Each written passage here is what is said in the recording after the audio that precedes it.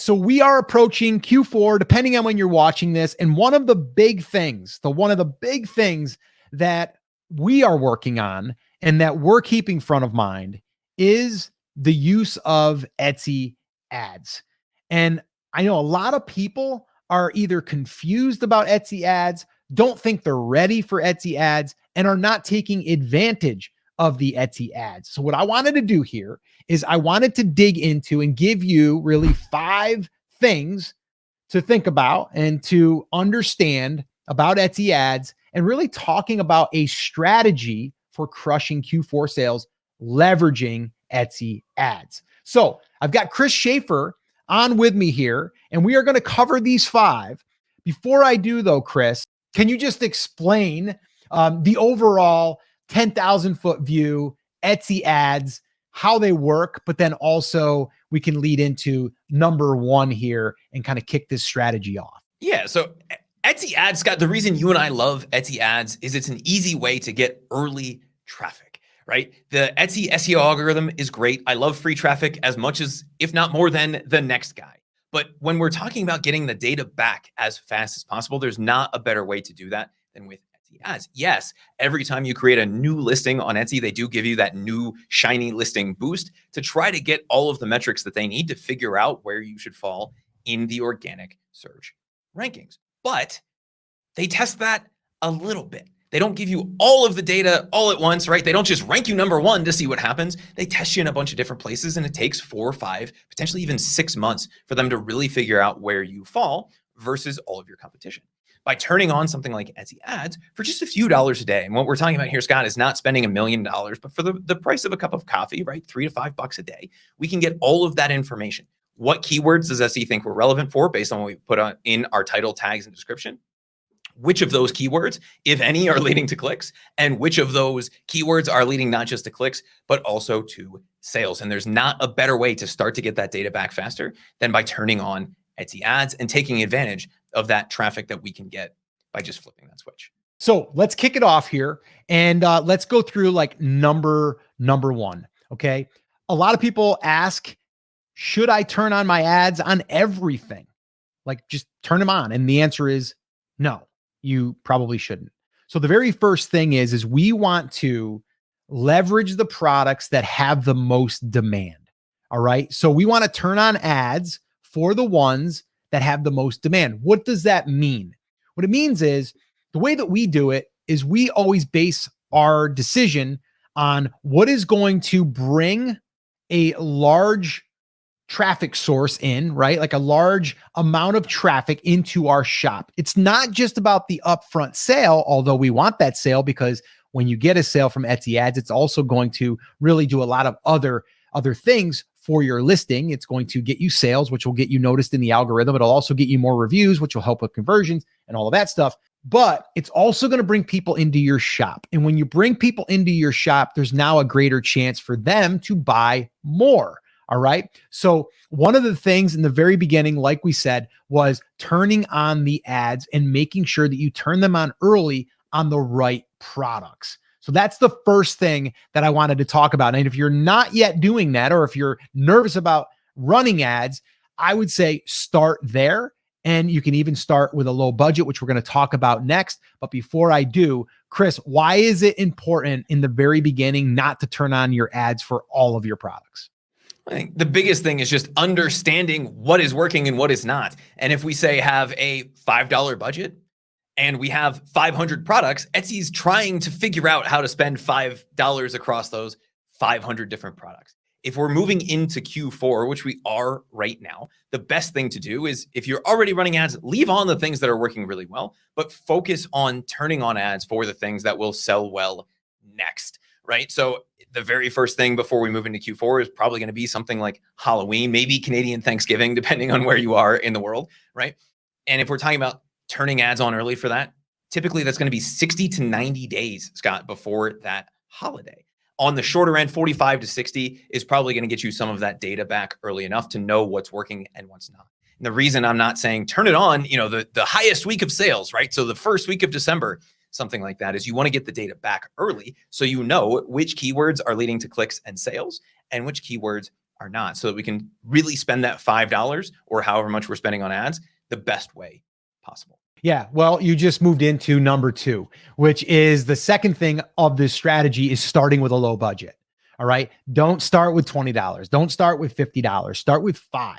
All right. We like to use $5 as the starting point because that'll give us enough data and it will happen rather quickly if we did what we were talking about in number 1. We have products that are in demand. One of the big things that we get from people that run this strategy is they're like, I'm trying to spend $20 a day, but I can only spend $1. Well, that tells me that the products that you're advertising are not in demand. There's not a lot of demand for those products. That's one sign that you're probably targeting the wrong product for a product that's going to lead people into your shop. We want to find those products. Our rule of thumb is generally, if you're just starting, 5 products that are in demand, and those would be good lead generators, if you will, or as we've said it in the past, like a lost leader in a sense, where you don't even make as much on that product, but it brings people into the shop. And if you're following our niche-based approach, where we have other products in that niche, now we increase our chances for people to see our other products. But the reason for starting for $5, it's not scary, and it's going to allow you to start getting that data instantly. All right. So $5 a day, that's what we're starting with. I also should say right now, I know that Etsy ads can be scary, and you might want to know, like, okay, what is the step-by-step then? That's kind of what we're giving you right here. But if you want a complete guide, we actually put together a free guide, our Etsy ad strategy, what we're covering here today, but we go deeper and we show you some screenshots and things like that. Go ahead in the comments and put ads. If you just type in ads in the comments, we'll make sure that we get you that guide, and it's free. Okay. So just put ads in the comments and we'll make sure that you get a copy of that. So Chris, anything on the $5 other than what I just talked about, or should we move on to number 3? Yeah, I think we just randomly picked $5, and that's the reason why people should do it. No, there's 2 concerns that people have, right? I don't want to spend too much, and you can cut that out by setting the budget at just a few dollars. About $5 seems to work for most sellers. And I don't know, I don't want to spend it on the wrong stuff. Right? I'm willing to spend $5 or I'm willing to spend $100 as long as it's on the right stuff. $5 is typically enough to get us the data back that we need. So we're going to start to see where we're getting impressions, where we're getting clicks, where we're getting sales, all of that stuff without worrying about lighting our shirt on fire, right? We're going to get some early indications about which products and keywords are working for us and which products and keywords are not. And as we start to see what's working, then we can start to scale it. There's nothing wrong with adding more money in. But if you start with $20, you either run into the you spend it all in 5 minutes camp, or you're not going to spend it because you missed something on the product research side. So what we found is $5 is typically enough for people to get that data back. And then as you start to scale, you can work on issues one at a time, as opposed to saying, I don't know why I didn't spend it, or I spent it all in 2 minutes. What happened? We can avoid that by starting with a small budget and then scaling up as we see things. Yeah, no, that's great. Okay. So moving into number 3. And this one here is big because a lot of people will spend money on ads, and they're probably advertising more products than they should. So that's number 1. Make sure that you're targeting the right ones. Once you do that, okay, now we're spending $5 a day. We need to go in and do a little bit of data analysis. Okay. And we call it pruning. So this is where you're going to now go in, you're going to see data, you're going to see keywords that people are that people are using to find your product through the Etsy ads. Okay. And so what we want to do now is we want to go through there and we want to see, are these relevant or are they not? And if they're not relevant, we want to turn those off. Now, Etsy says there's no guarantee by you turning that off that we're not going to show for that. But what it is going to do is it's going to start training the Etsy ads algorithm that we probably shouldn't show for this. Okay. So that's what we're going to want to do. Now, people are spending money because they're not doing this. They're spending money on clicks because that's the only way that you get charged for Etsy ads, by the way, is by a click.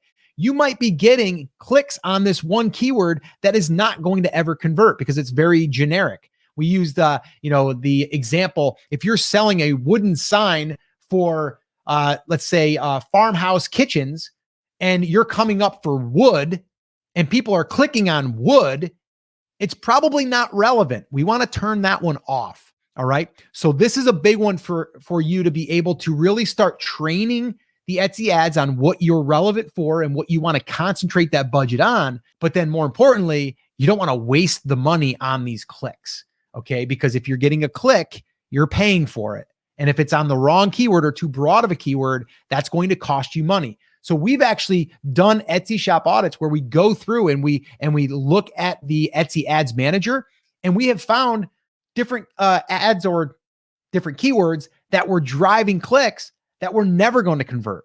So you're able to really prune those back and really prune the cost. And that's really also going to come down to sometimes being profitable and not being profitable. Chris, what did I leave out on pruning? Because I know that's a big one for you when you get in there and start digging through that data.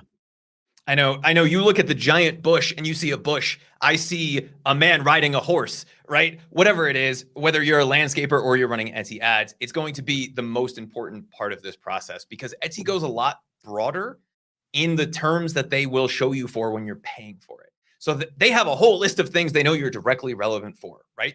Coffee mug. This is a coffee mug, but it might also be a teacup. And they might not show you for that on the organic side because maybe you didn't put it in your title tags or description.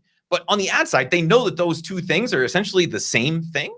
And so they're going to show you for that on the ad side to see if it's something that converts for you. And if it does, then they expect that you'll continue to pay for the ads.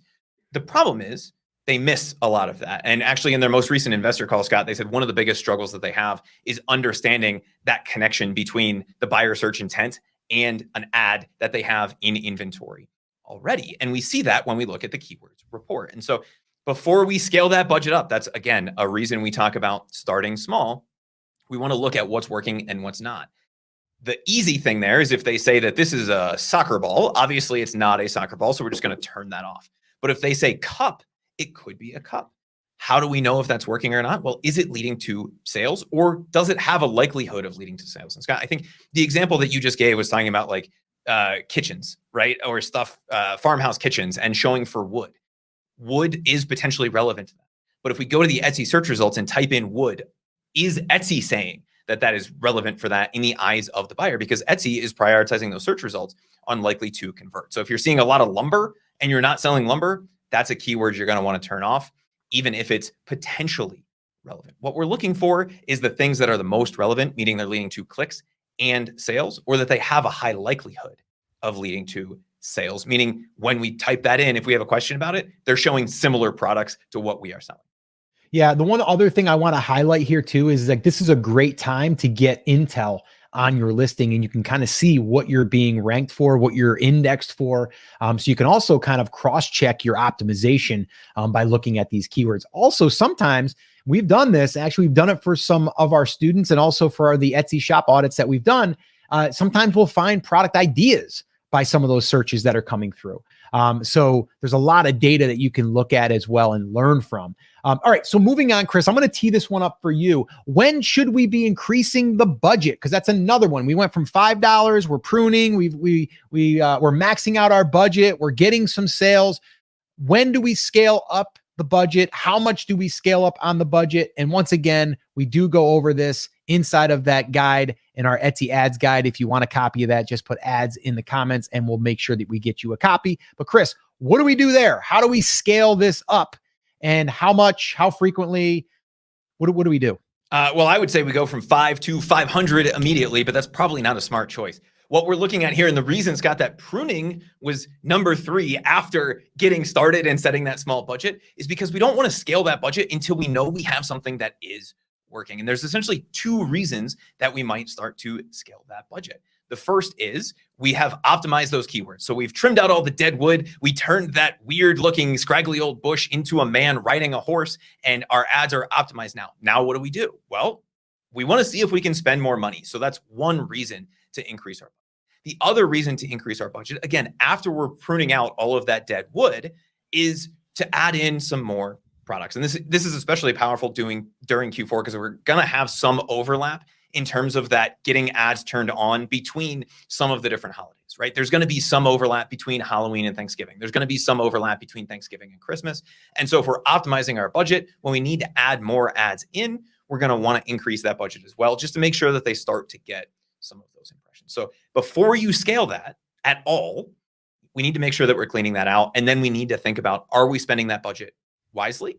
And what is the reason that I'm increasing this? Is it because all of that $5 is being spent and it's turning into positive return on ad spend for me? Or do I need to add in some more products? And do I want to give Etsy a little bit of overhead so that I can get the data and keep spending what I'm spending? Either one of those two is the right answer, then you're good to go and you can start to scale it. All right. And the last thing, and this is another thing that we see, but it's something that we definitely look at, and that is, when do you stop running the ads? Because what we see is people will prematurely turn off the ads because they're like, well, Scott, I'm getting organic sales. Why am I going to keep my ads still running? And we always ask, well, why wouldn't you want to show up twice? Right? So Chris, why don't you elaborate on this and let people know, when should we be turning these off?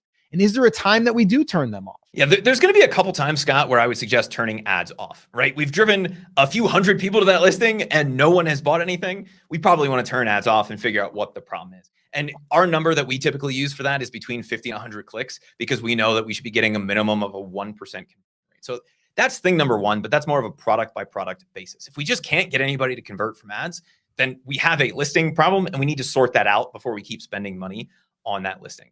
Thing number two would be, okay, we rank number one in organic search. I'm just going to turn ads off for that. We don't want to do that. And the biggest reason for that is that can reduce overall sales velocity, which is another part of what Etsy is looking at from a conversion standpoint, which means we can start to lose that organic rank. And you see it almost to a T when people start to turn that off. They immediately go back and turn them back on because they see that organic rank starting to slip. In terms of actual holiday cutoffs, Scott, we shouldn't be turning it off, with the exception of two things happening. One, we're getting to the end of that buying season. So we think about Christmas, there's an obvious shipping cutoff for Christmas of like December 15th, maybe a little bit earlier. At that point, we can feel pretty comfortable turning Christmas ads off because we're not going to be selling many more Christmas things. Thing number two would be, if we are in over our heads and we just can't keep up with demand, then we can turn ads off on those products as well. And I know that's actually a strategy you and your wife employed last year during Q4, was to say, hey, we actually don't want as many sales right now because we're feeling like we're at the end of our rope. So we want to dial back that traffic. We can't really do anything on the organic side, but I can turn ads off and see what that does for us in the short term. So in terms of turning ads off for Q4, it would be when you get close to or on that holiday deadline, or if you just can't keep up with demand, feel free to turn them off. And then when you get caught up, turn them back on. And I would probably close with, when you are deciding to run ads, number one, you want to really understand that getting in front of your audience as fast as possible, Etsy Ads is going to allow you to do that. And then getting the information back, looking at the data, that is all stuff that you're not going to get in any tool at all.